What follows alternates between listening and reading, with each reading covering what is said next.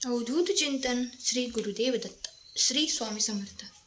माझ्या प्रिय बाळा, आता तुझं ठरवून सुद्धा कोणी वाईट करू शकणार नाही. तुझी सर्वात मोठी मनोकामना पूर्ण होणार आहे. न ऐकता तू पुढे जाऊ नकोस. तुमचा विजय आज नक्कीच होणार आहे. सर्व भोग संपून तुला जे हवं आहे ते मिळणारच आहे. वेळ निघून जाण्याआधी हे ऐकून घे. वर ढकलू नकोस. भयमुक्त, चिंतामुक्त होशील. येणाऱ्या 2 तासात मोठी आनंदाची गोड बातमी तुला मिळणार आहे. स्वामी माऊली कायम तुमच्या पाठीशी राहतील. होय, तुमचा वाईट काळ संपण्याचा दिवस आता जवळ आला आहे. स्वतः देव तुम्हाला आनंदाची बातमी देऊ इच्छितात. तुमच्या समोर हा संदेश आला तुमचं कल्याण करण्यासाठी. हा संदेश तू ऐकावा आणि स्वामींशी बोलावे अशी स्वामींची इच्छा आहे. कारण स्वामी तुमच्या जवळ बसले आहेत तुमच्या दुःखाचा नाश करण्यासाठी. जर स्वामींची ही इच्छा तुम्ही पूर्ण करत असाल तर संदेशाला लाईक करून चॅनलला सबस्क्राईब करा आणि कमेंट बॉक्समध्ये खरा स्वामी भक्त टाईप करा. स्वामी भक्तांनो, कोणी नाही कोणाचं म्हणून कोणाचंही जगणं थांबत नाही. कोण असेल कोणाचं म्हणून कोणाचेही मरण लांबत नाही. लक्षात ठेवा, कोणावरती एवढा विश्वास तुम्ही ठेवू नका की प्रामाणिक व्यक्तींची किंमत कधीच वेळेआधी समजत नाही. त्यांची किंमत वेळ आल्यावर समजत नाही, तर त्यांची किंमत समजते तेव्हा वेळ निघून गेलेली असते. कधीकधी मजबूत हाताने पकडलेली बोटंसुद्धा सुटतात, तर मनाने मिटतात, ज्याने वाईट काळात आपल्याला चांगला वेळ आणण्यासाठी मदत केली आहे. अशी बोटं तुम्ही कायम धरून ठेवा.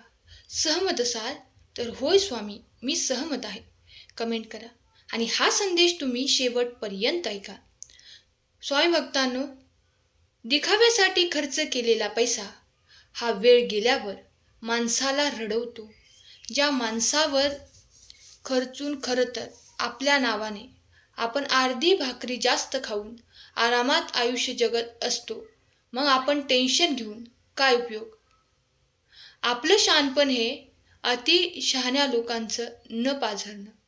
कोण कसं वागलं हे लक्षात ठेवण्यापेक्षा त्यांच्या वागणुकीतून आपण काय शिकलो हे डोक्यात घेऊन आयुष्य पुढे जगत राहायचं. पुढे जाणारा सगळ्यात उत्तम असतो. मूर्खाशी वाद घालून कोणीही बुद्धिमान होत नाही. विजय मिळवण्याचा एकच मार्ग तो म्हणजे त्यांच्याकडे दुर्लक्ष करणे. ओम दुर्लक्षाय नमः या मंत्राचा वापर करणे. तुम्ही संदेश 2 जणांना शेअर करा. तुमच्या बोलल्यामुळे समोरच्याला काहीच फरक पडत नसेल तर तो प्रवास तिथेच थांबवलेला बरा नाही का? आपल्याला नेहमी असं वाटतं की इतरांचं आयुष्य बरं चाललेलं आहे. तिथे आपण विसरतो की इतरांसाठी आपणही इतरांसाठी असतो. त्यांचं नशीब कधीही वाईट असू शकत नाही. पतंग आणि आयुष्यात एकच समानता असते. उंचीवर असेपर्यंत कौतुक आणि किंमत असते. एकटा माणूस हा कधीही एकटा नसतो. त्याच्याबरोबर खूप अनुभव असतात, कारण तो सगळ्यांनाच ओळखून असतो. तुमच्या आयुष्यात कितीही संकटे आली तरी खचून न जाता तुम्ही खंबीरपणे उभे राहा. कारण आपल्या पाठीशी आपले देव, आपले स्वामी माऊली आहेत. तर मग घाबरण्याचे कारण काय? सहमत असाल तर होय स्वामी, माझा तुमच्यावर विश्वास आहे. तुम्ही माझ्या पाठीशी आहात कमेंट करा आणि हे सुंदर मार्गदर्शन त्या हरवलेल्या मनांपर्यंत पोचवा ज्यांना याची खूप गरज आहे. यशस्वी व्यक्तीच्या चेहऱ्यावर 2 गोष्टी असतात, एक सहनशीलता आणि दुसरे हास्य. कारण हास्य त्यांचे हसू दिसू देत नाही, तर सहनशीलता प्रश्न निर्माण करत नाहीत. स्पष्ट बोलून खरी परिस्थिती मानणाऱ्या व्यक्ती ज्या लोकांना आवडत नाहीत, त्याच लोकांना स्पष्ट बोलून दिशाभूल करणारे व्यक्ती खूप जास्त आवडत असतात. आयुष्याचा समतोल हा त्यालाच राखता येतो ज्याने आयुष्य तडजोड आणि कसरतीच्या जीवावर उभे केलेले असते.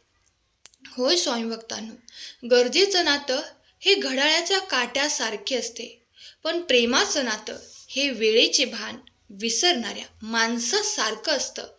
पण एखादी व्यक्ती आवडणं हे खरं प्रेम नाही, तर त्या व्यक्तीशिवाय दुसरं कोणीच नाही आवडणं हे खरं प्रेम.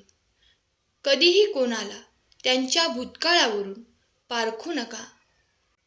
शिकतात, बदलतात आणि पुढे सुद्धा जातात. मनातली माणसं आणि पायातले बूट जर इजा करत असतील तर समजून जावं की आपल्या मापाचे आता राहिलेले नाहीत. त्यांना सोडून दिलेलं बरं. प्रत्येकाचा आदर करणे हा आपल्या स्वभावातला एक सुंदर दागिनाच नाही का, तर प्रत्येकाची गुंतवणूक असते. ते आपल्याला व्याजासकट परत मिळत असते. होय भक्तांनो, नात्यामध्ये खूप सुंदर आवाजाची आणि सुंदर चेहऱ्याची गरज नसते. गरज असते ती फक्त सुंदर मनाची आणि अतूट विश्वासाची.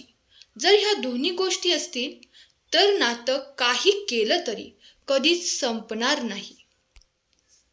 राग आल्यावर व्यक्त करणे जितके महत्त्वाचे असते, त्याहून सुद्धा कितीतरी कठीण असते ते म्हणजे शांत राहून त्यावर संयम ठेवणे.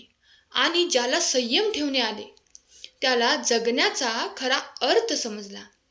स्वतःची लढाई स्वतःलाच लढावी लागते, कारण इथे साथ देणारे कमी आणि ज्ञान देणारे जास्त असतात. एक गोष्ट नेहमी कायम लक्षात ठेवा, तुम्ही कितीही चांगले कर्म करा तरी सुद्धा तुमची स्तुती ही फक्त स्मशानातच होते. त्यामुळे लोकांकडून विश्वासाची अपेक्षा तुम्ही ठेवू नका. चांगले बोलतील लोक आणि तुम्हाला मोटिवेट करतील असं नाही.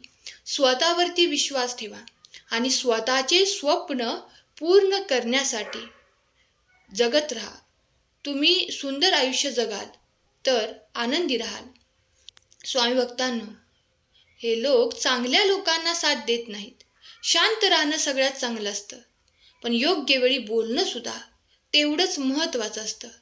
जर मनाला नियंत्रण केलं नाही तर ते शत्रू समान काम करत असते. स्वामी भक्तांनो, फळाची अपेक्षा न करता काम करणे हे तर खरे कर्म आणि ईश्वरचरणी समर्पित होणे तोच तर खरा धर्म. आजचा संदेश जर तुम्हाला आवडला असेल तर आपल्या प्रियजनांना शेअर करा.